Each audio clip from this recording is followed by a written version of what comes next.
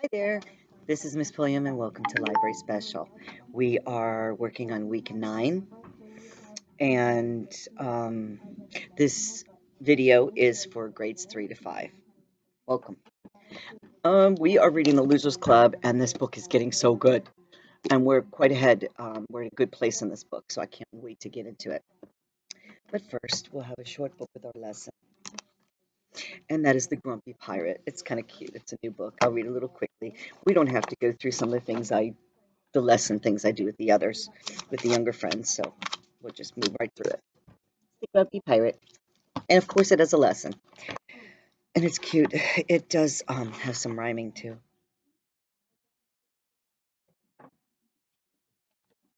Pirates aren't grumpy. Pirates never pout. Pirates smile and shout, "Aye, aye," whenever they're about. Aye, aye. Come here, you can finish. Just started reading this to our third through fifth graders, and then I'm going to get to the Losers Club. If you would like to read this book, read the 2 pages, then you. There you go, sweetheart.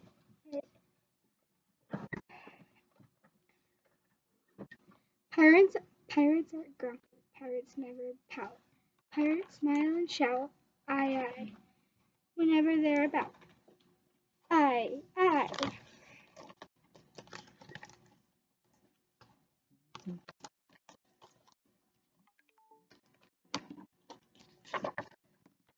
But there is one grumpy pirate, they call him Grumpy Gus. He grunts and he gripes and grouses and always makes a fuss.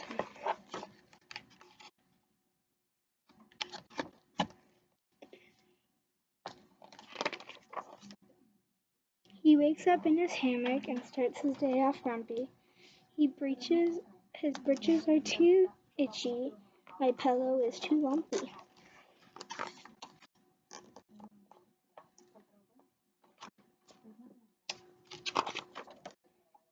He will not eat his heart attack, or he will not eat his hard tack. He will not drink his grog. He glares out the porthole and grumbles at the frog.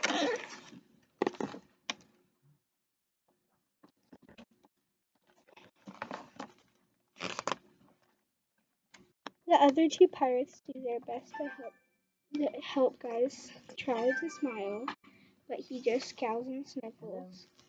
Smiling's not my style. Yeah, this is his wife. Good. How are you, Sandy? He skips his shift to swab. He he he skips his shift to swab the deck. He hates to hold the ropes. He hates to hold the ropes. Instead of helping trim the sails, he mutters and he mopes.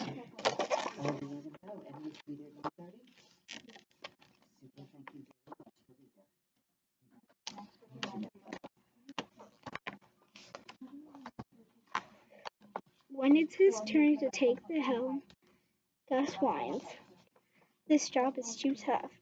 The other pirates finally say, we've all heard enough.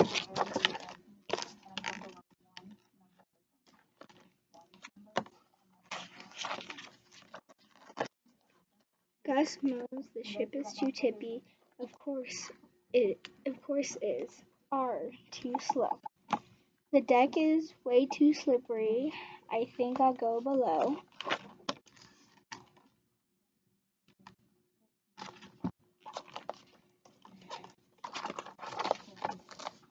The pirates ask their queen for help. Grumpy Gus is such a crump. Please save us from his grumpiness, or have him walk the plank.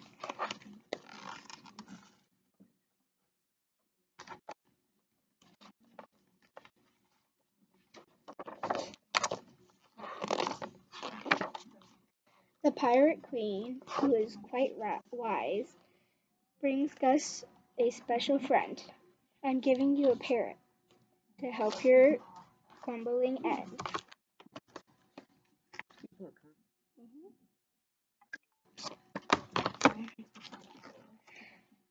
Gus glowers at the parrot. He asks, "What good are you?" "What good are you?" the parrot asks. and the parrot glowers too.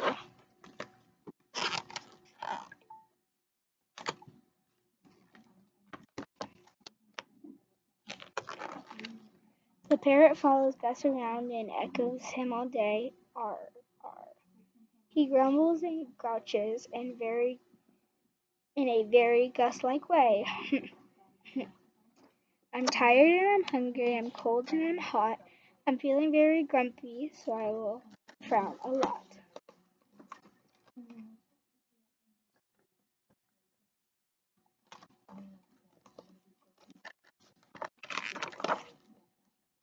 Gus wails the parrot's crabby. He's a circus, a brat. His voice is way too whiny.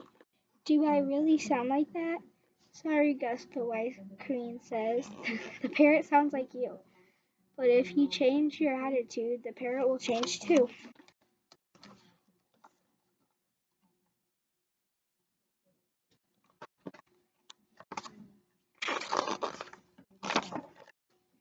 I don't know if I can do it, Grumpy Gus begins to groan, but then he hears himself and says, I'll try to change my tone. Gus tries his best at smiling. The parrot tries a breaky grin. This makes Gus start to giggle, and the pirates laugh with him.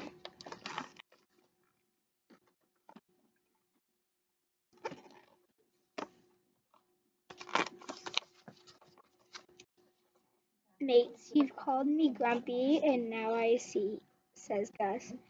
'Twas true. Now just call me Grinning Gus. Aye, aye, shout all the crew. Aye, aye, aye, aye, aye, aye.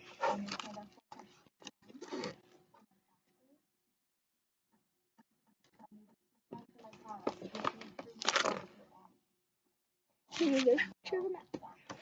Awesome, thank you. Isn't that a neat book? It was. We're going to read the Losers Club next. And before we do, the book had a lesson. Yeah. And the lesson in this book, my friends, let's talk about. And they also had some interesting words in there. Did you notice hardtack? I looked some up, and the word hardtack is actually means a biscuit. Really? Yeah, hardtack is a biscuit. So they had a biscuit, and they said grog. That's an adult drink. So, and that's just where he was like, I'm not, he's not eating, he's not drinking because he's grumpy. Um, but the lesson in this story, and I'm sure you guys know too, is that it's trying to tell us the importance of trying to have a positive attitude. And as you see in the story, how easily one person's bad attitude and grumpiness can just, yes, can get everybody that way. Exactly. So it's important that we keep it our good attitude so that we can share that with everybody else. Okay. Did you want to read Loser Club? Sure. It's up to you. Okay. So we are at a great place on this book too, because our remote students are on chapter 20. So this is where it gets exciting. They're really getting further. Who are we reading for? I'm sorry. These are our remote they're students. just the remote students. Yes, not just. These are our remote students. Yeah. So we're on Rebranding. It's chapter 20, and I have not read this yet, so this is exciting. Rebranding. By 9 o'clock that same Friday night, Alec admitted to himself that he wished Nina would care more about him and less about Kent. But the fact was, if Nina chose to hang around with Kent, there was much more he could do about it. So he did what he always done whenever a problem pushed in at him. He went looking for his comfort books, and much later he finally fell asleep. Alec was ship Alec was a shipwreck on an island with the Swiss Family Robinsons. He woke up around 7 on Saturday morning, which was way too early. He tried to get back to sleep, but all his thoughts from the night before came crashing in. Plus, Luke was already awake. He heard a soft computer game explosion through the wall. Then he smiled. Then he smelled coffee, so he pulled up his jeans and a t-shirt and headed downstairs. He found his dad out back on the porch reading a newspaper on an iPad. He smiled at Alec. You're up early. Yeah, I couldn't go back to sleep. Your light was on at midnight and you were drooling all over your book. Alec smiled. Thanks for saving my place and for shutting the light off. His dad looked at him. You couldn't stay awake last night and you couldn't stay asleep this morning. What's up? I know the schoolwork is going great. Those Friday reports are really excellent. Thanks, Alex said. Yeah, school's good. It's after school, the reading club, and everything else. Er, yeah, after school, the reading club and everything. His dad, his dad closed the cover of his iPad, but didn't say anything. Just waited. Alex said, "So, what kind of when you were a kid, did you ever get bullied? You mean did kids did kids punch me and stuff me into lockers? And hold up, yeah, and hold me up and hold me upside down in the boys' room with my head stuck inside a flushing toilet." Alex's eyes got huge. That happened to you? His dad smiled. Nope, never. I always I was always a computer geek, but I was never small enough for anybody to try and stuff me like that. But I got called a nerd by just about everyone. And teasing like that, it's still bullying. He took a sip of coffee and then said, Are you getting bullied after school? Alex shook his head. Nah, it's more like what you said, teased. Except they call me a bookworm. His dad frowned. Let me guess. Can't wear, right? Yep, can again. Except I am a bookworm. I just am. Well, his dad said, I guarantee I'm a genuine nerd. I always have been and I always will be. You have to learn not to care about the words, Alex said. Yeah, except nerds and geeks are cool now. Mhm. They can end up being billionaires. I don't know what bookworms turn into, but they don't turn into billionaires, his dad said. Trust me, most nerds become billion. Trust me, most nerds don't become billionaires. And it's not about the money anyway. It's about doing what's right. It's about doing what you're good at, doing what you love. You still love books, right? Still love reading? Sure. Then then don't get a stupid label bother you. Keep doing what you love, except not during classes. Alec nodded. Right. Then he was quiet a moment. It's just, well, girls don't like guys that are bookworms much. They mostly like sports guys. Oh, his dad said slowly. Girls? Well, maybe this isn't going to sound like much help, but girls are really smart. They're just like everybody else. Because they think they like one thing for a while and then like something more and then like something more. Why don't you stop there so you can go back to Right. class? And I will show me where you are. Right. Like something more. Right there. Okay, good. Thank you. I Yep. appreciate you reading All right. and putting those things up for me. Thank you, sweetie. I will see you later. And I am back. Okay, and we're getting far. It's getting really interesting because now he's with his dad. Take this off. Have a good day, sweetie. Thank you. Okay. And they figure out that maybe they don't like that so much. And everybody figures out that labels don't matter either, like bookworm or sports guy, because that's a label too. And eventually everyone figures out that it's not what someone does that matters most, it's what a person is on the inside. His dad made a face. Yikes. That sounded like something from one of those morning talk shows. I need more coffee. Or maybe I need less coffee. Alex smiled a little, but then he shook his head. I get what you mean, but girls don't like bookworms, period. So his dad said, maybe you should stop being a bookworm, be something else.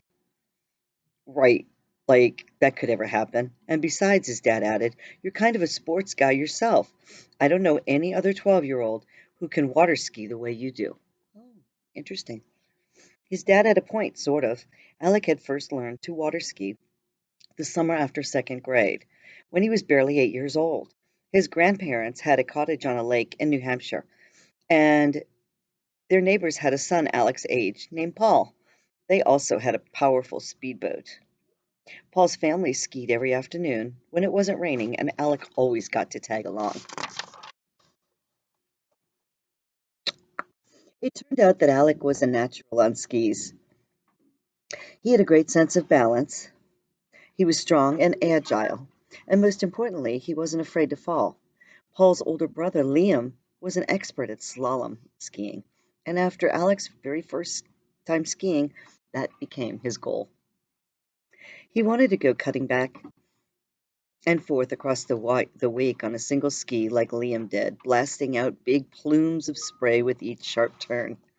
With good coaching from Liam, by the end of his second summer as a skier, Alec was able to get up and stay up on one ski. And this past summer, before sixth grade, he really started feeling like he had full control out there. He was even able to use the wake of the motorboat like a ramp and launch himself a few feet into the air as he zipped back and forth. There were always 3 or 4 other people in the boat, but they were at the far end of the tow rope. Alec felt like he was totally alone out there, slicing the surface of the lake. He still fell, but not very often, and that feeling of speed and freedom and self control was like nothing else. The skiing made him strong too. A 10-minute slalom ride was like an hour and a half of heavy exercise. Read all morning, water ski all afternoon, read all night. That 3 weeks in New Hampshire was Alec's idea of the perfect summer vacation. Does sound pretty good to me too. But being great on a slalom ski, it wasn't the same as being good at baseball or basketball or soccer or even kickball. Water skiing was something he did mostly by himself, sort of like reading. And no matter how good he was at it, it didn't count, not at school, and not with girls. His dad saw that Alec wasn't really buying either idea, that he could decide to be something else, or that he could call himself a sports guy. Okay, he said, here's a true story. About 10 years ago, I worked for this company that made computer hard drives. Kind of clunky, but they were super reliable, and the company sold hundreds of thousands of them. Then we got a bad batch of parts, and we didn't know it until the bad parts got built into about 50,000 of our drives, and they got shipped all over the world. And the drives started failing, and people lost their data, and all of a sudden, our reputation was dead. We fixed the problem fast, made the same terrific drives as before, but no one would buy anything with our name on it. Our brand was ruined. So what happened? Alex asked. Well, it pretty much killed the company, but only for about 6 months. First of all, we fixed our quality control to be sure bad parts could never slip past again. Then we changed the design of our cases, and we made plans to offer good deals that would get customers buying again. And we changed the name of our company, our brand name. We rebranded ourselves, made a new logo too. Alec had a puzzled look on his face, but you said maybe I should stop being a bookworm. Yeah, but what I meant is keep being who you are. Keep doing what you do, but rebrand yourself. What you do and what you are, call it something else. Okay, Alex said, but like what? His dad his dad shrugged. I don't know, but bookworm is just a word, right? Bookworm, sports guy, airhead, brainiac, all those labels, they're all just words.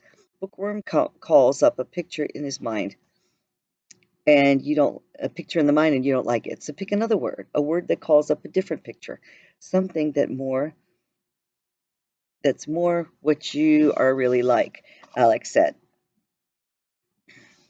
Alex said, "What was your company's old name?" Eastern Data.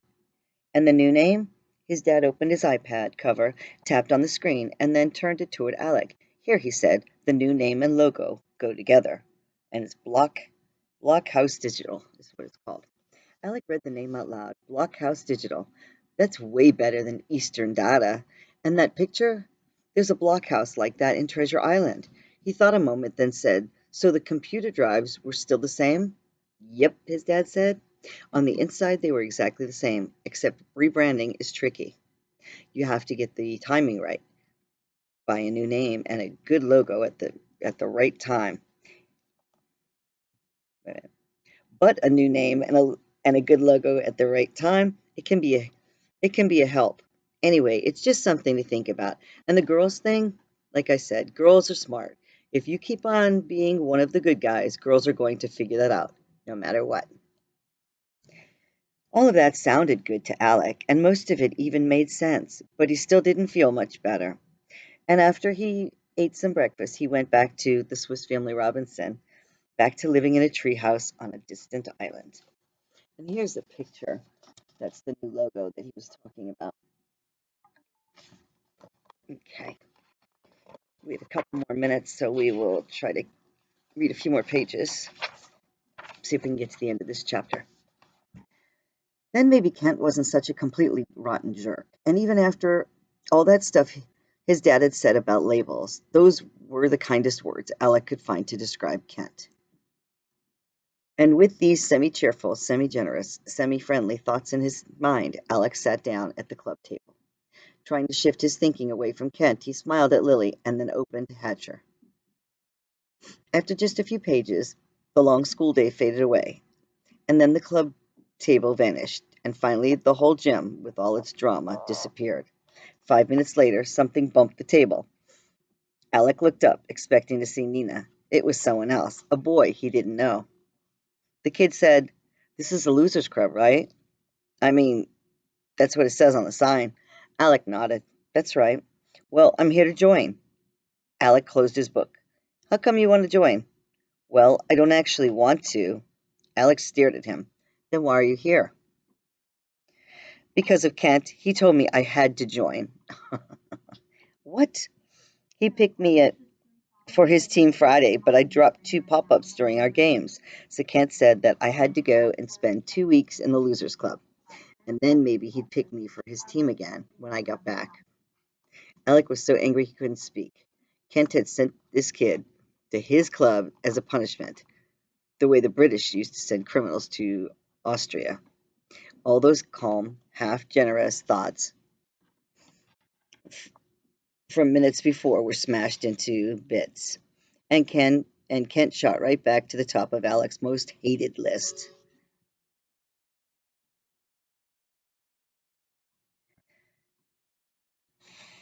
Where am I? The boy fidgeted, then said, and Kent told me something else. He said that while I was here, he wanted me to keep an eye on his girlfriend." "Oh, that's interesting." The kid was embarrassed to say that word, especially with Lily listening in. His face turned pink, a bright pink. The kid was embarrassed to say that word, bright pink. Alec glared at the guy. Sounding as angry as he felt, he said, "There's no talking or goofing around over here. We no game playing, no listening to music, nothing like that. And Kent can't make you be somewhere you don't want to be. This table is only for reading. So you'd better just walk right back over there and tell him."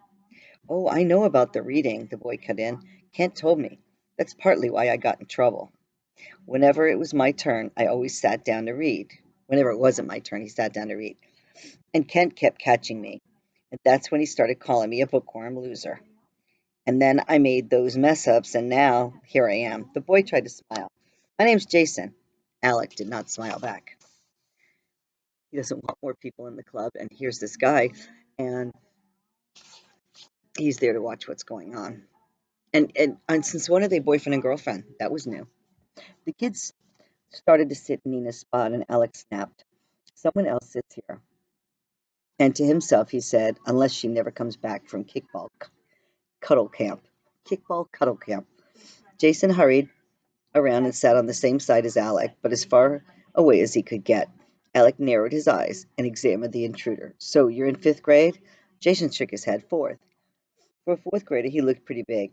Alex scowled, and using his gruffest voice, he said, well, like I said, you can't do anything here except read. That's the number one rule of this club. Jason nodded and said, right, okay.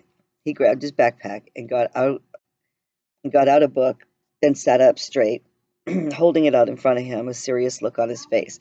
Alec tried to see the title of his book, and he tried to remember what he'd been reading back then. He almost asked, so what have you read because of Winn-Dixie? But he stopped himself. The club rules said he had to let any kid join, but that didn't mean he had to be nice to them. And when he opened up Hatcher again, the plot was still exciting, and Brian was still brave and smart, still hanging on, still facing one problem after another. But life kept nudging Alec, and he couldn't get into the story. He glanced up, and Lily was looking at him. Let me see where we're at. Okay, let's get through this. His expression was partly puzzled, but mostly concerned. Alec was too mad to care what Lily thought, and he kept on reading, or at least trying to, because the new kid was so annoying. If he shifted his weight, or turned a page, or scratched his chin, or reached for a pencil, Alec noticed. Then the kid began to eat potato chips, and every crinkle of that bag, every munch and crunch felt like a small earthquake to Alec. He groaned inside, and he was just about to yell at Jason when Nina showed up. She looked at the boy, then at Alec. Who's this? Without lifting his eyes from his book, Alec said, It's another that's that's another loser. He's in fourth grade, and Kent sent him over here to keep me company. Nina tilted her head and looked at Alec a long moment. She almost replied, but then turned to the newcomer. Hi, I'm Nina. The boy glanced at Alec, then back at Nina. Whispering, he said, I'm Jason. She looked at his book and smiled. I love that book. Totally hilarious, right? Curious, Alec took a quick look. The kid was reading A Tale of a Fourth Grade Nothing. Jason nodded, still speaking softly. He said, It's really good, but I usually go for stuff with more action. Especially,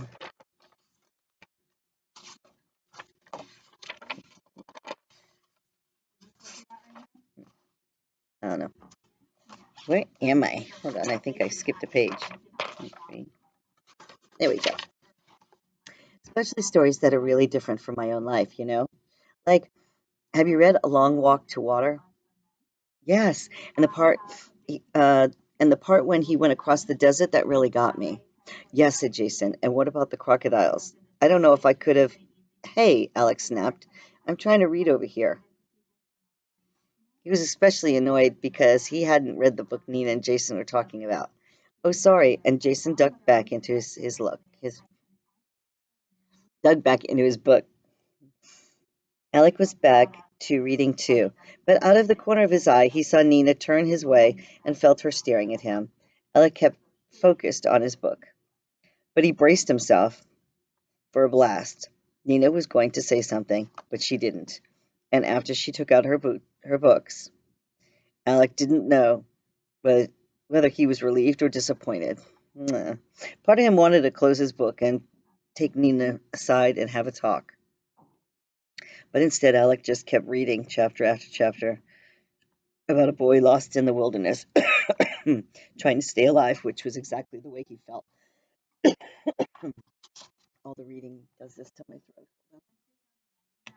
throat.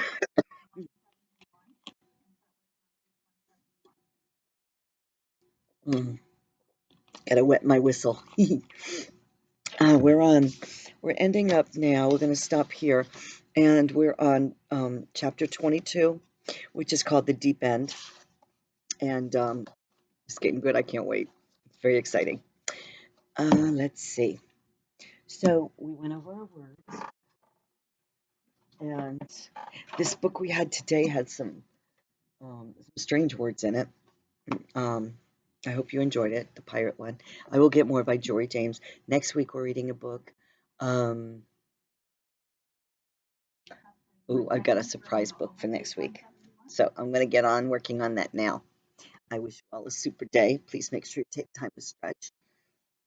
Have yourself some healthy snacks like fruit, vegetables, and, and have a wonderful day. We'll see you soon. Bye. Keep reading.